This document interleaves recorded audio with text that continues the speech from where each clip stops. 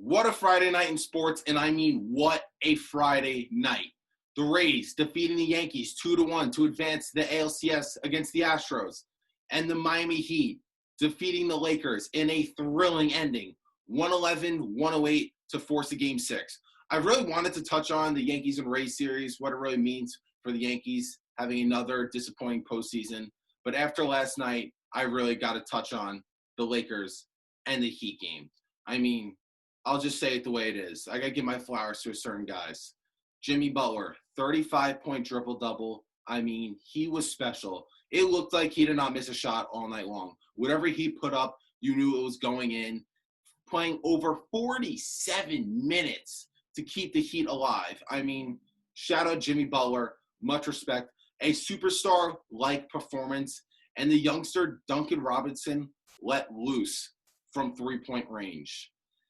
And LeBron James, I mean, that was a special performance. Even though it didn't go the way we would have liked to, LeBron James, 40, 13, and 7, 12 fourth quarter points. I mean, the script was written. I was like, this series has to end. I got ahead of myself, which a lot of other fans got ahead of themselves as well, thinking this series is over in 5.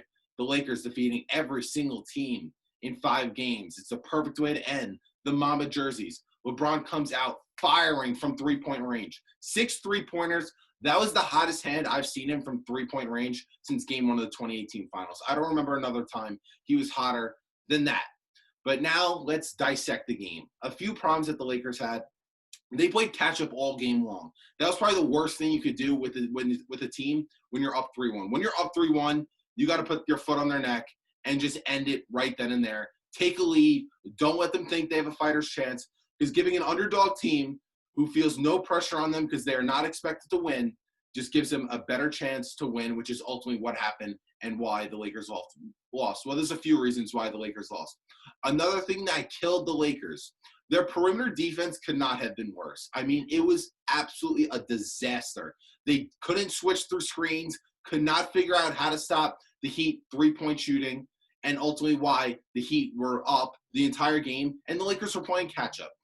And a few killers. You cannot foul a three-point shooter. Once you do that, you're setting yourself up for failure. Kyle Kuzma was a disaster last night. He fouled a three-point shooter. I believe Rondo did as well. You can't give the best three-point shooting team in the NBA 4-point opportunities. Like, that's just simply unacceptable. Making mistakes like that is just setting yourself up in position to fail.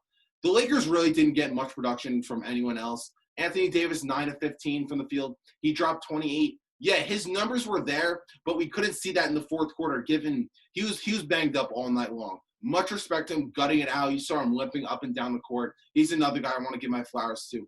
Much respect, man. That was a gritty performance by him just to stay in the game because he literally looked like he couldn't walk. He really couldn't play. But we saw him not be too much of a factor in the fourth quarter, especially down the stretch, dealing with multiple injuries that game. But now I need to dive into money time, the fourth quarter, which is where this game really came down to. As the Lakers played catch-up, down 6 to enter the fourth quarter, the Heat hit a quick 3 to be up 9, and you're basically playing catch-up from there. I mean, LeBron was special in that fourth quarter like we've known him to be.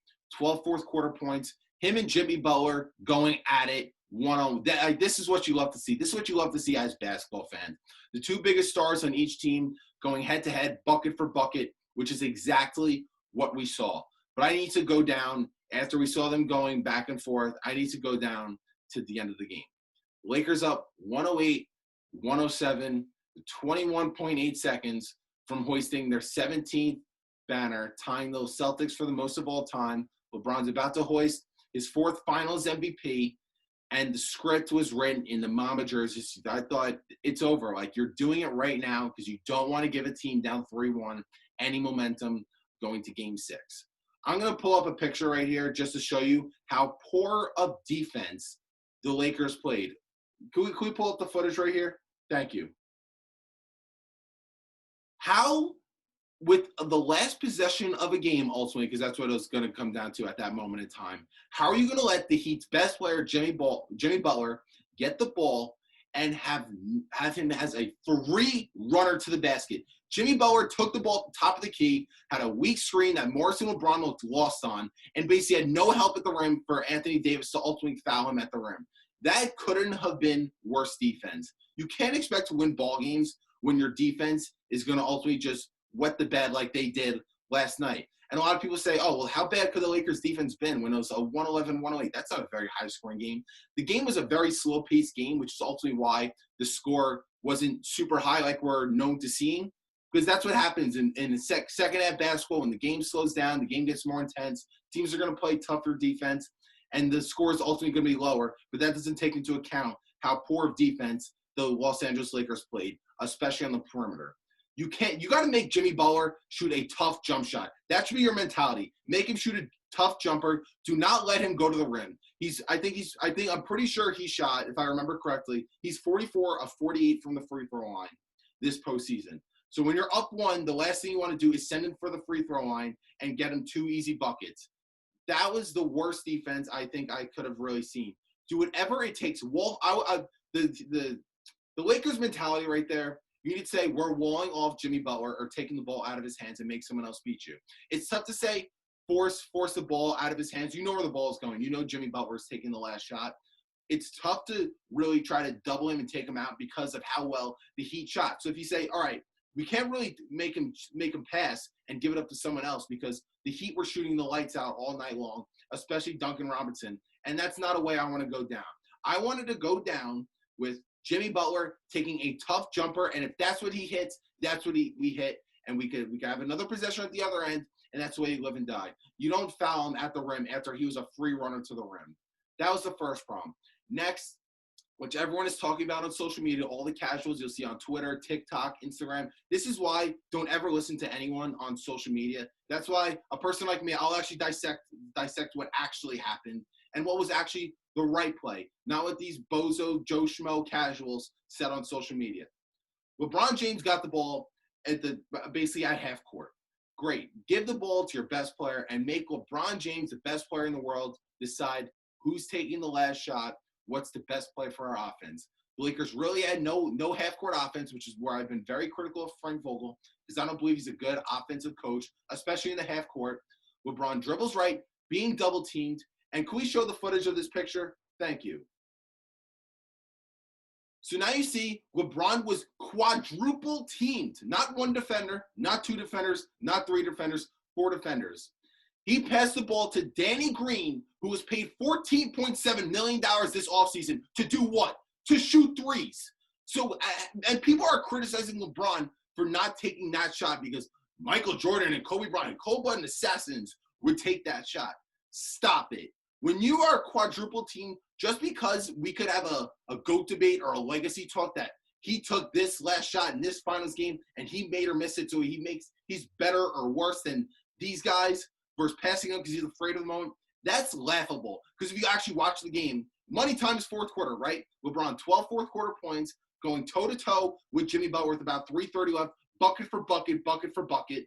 LeBron facilitating, as we know he's been all year long, did a great job as that. Pass to a wide-open, quote-unquote sharpshooter, like I just said, getting paid $14.7 million to shoot threes, and Danny Green, Danny Bricks, ultimately choked. I'm not going to say he choked because he missed the shot. You could see the way he shot the ball. He didn't shoot it. He pushed it. He forced it. He didn't look comfortable shooting it.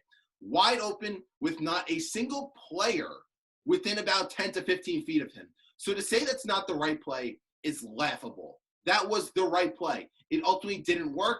The Lakers didn't really run a set. But when you have 4 guys on you, that's not a good shot, no matter how good you are. And a lot of people love to think that they are knowledgeable about basketball and say, oh, well, the best player should always take that shot. We're going to live and die with it. He's the second greatest player ever, or whatever the hell you want to call him, or the best player in the world. You should always take the last shot no matter what. That is not a very good shot, and it's a low percentage shot. So let me ask you a question. Any other time in the fourth quarter, third quarter, second quarter, first quarter, no matter what time it is a good shot having 4 guys on you and shoot a little floater or a layup or pass it to a sharpshooter who's wide open? It's common sense, which people still can't grasp. And to talk about clutch numbers, that, LeBron's still, and then a lot of them say, LeBron's not in the class of Jordan and Kobe because he's afraid of the moment. They would have took that shot. First of all, just because they take the shot doesn't actually mean they make the shot. Here's a little stat for all of you, since we love stats in 2020. In the postseason, to tie a game or take the lead or in overtime. LeBron James is 12 of 23. Michael Jordan is 7 for 15. Kobe Bryant is 5 of 22. If you can't do math, LeBron James is shooting a way higher percentage. If you want to talk about buzzer beaters in the playoffs, LeBron has 5, Jordan has 3, Kobe has 1. So again, if you can't do math, LeBron James has more buzzer beaters than Michael Jordan and Kobe Bryant combined. So the stats to try to say that LeBron is in clutch, that he's afraid of the moment, is laughable. Because not only has he taken more shots, he's made more clutch shots, if you want to talk about the postseason. So that is just another really bad take that a lot of you bozo casuals on social media have, which ultimately proves it wrong. LeBron made the right play. It ultimately just did not work. Because if he missed that last shot, you would have killed him. But yeah, could he have been the hero to win the game for Kobe in the Lakers uniform, in the Mamba jerseys, close the game out, and he would have, if he hit that shot, he would have had 42 points for the game? Sure, it would have been fantastic. But the right play is to pass it to a sharpshooter who is wide open, shooting an uncontested shot. It didn't work out, but hey, we're going to Game 6. And for my predictions this game, I'm taking the Miami Heat. Momentum swing to the Miami Heat. Here's the thing with momentum. I think momentum, people say, is momentum a thing in sports? Is momentum a thing in sports? It's a thing like now. Like the Heat have the momentum right now entering Game 6. I think for the beginning, mainly the first quarter, I believe 5 minutes into the game, maybe the entire first quarter is where the Miami Heat have the momentum. Going into the game, their confidence is up. They're one game away from forcing Game 7, which ultimately anything can happen. That's the time where the Lakers cannot afford to play catch-up. They got to be front runners, go up early, which LeBron James is the best front runner in sports. Go up early and do not let the Heat get in this game. Put them in your rearview mirror and do not let them entertain thinking that there's going to be a Game 7, which is ultimately what LeBron is great at. Reasons why I'm picking the Heat to win this game. In that first quarter, this is where momentum swings. In the first quarter, the Heat have the momentum because they're coming off that fourth quarter. But once you're in a game, the rhythm's going. The past is the past. The first quarter is going to be a huge dictator of who comes out with this game. If the Lakers are going to try to play catch-up all game, I'm going to pick the Heat, which is ultimately I am picking the Heat. I don't know the status of Anthony Davis' health. He was limping all game long. I don't know how healthy he's going to be. I think the Heat are going to come out firing once again, having the momentum in that first quarter, and the Lakers are going to try to play catch-up all game long, which I don't think is an efficient way to win the game, and I don't think the Lakers are going to try to have another miracle comeback. And the pressure is on them to get it done. You do not want to see a Game 7 where anything can happen. And for LeBron's legacy, the offense runs through him. It's his team. We know this. LeBron needs a finals win where against a team that's just nowhere. The Heat are just not better than the Lakers with their top two dogs. Let's call a spade a spade. LeBron needs to get this done in 6 games, hoist his 4th finals MVP, and put this series to bed. Do not let this series go to Game 7, but ultimately I think we're going to see more basketball on Tuesday night. Sunday night, I am picking the Heat to force a Game 7. That's my predictions for Game 6. Any disagreements about in the clutch, Game 6 predictions, let me know in the comment section below. Again, I want to thank everyone for tuning in. See you Sunday night. Game 6, Heat, Lakers. Talk to you soon. Thanks for watching the Falco Takeaway. For more daily sports takes, please follow me on Instagram, Facebook, and YouTube. And be sure to check me out on 6048 Sports via Instagram and Twitter, as well as the Sports Hit List on Instagram, YouTube, and Facebook.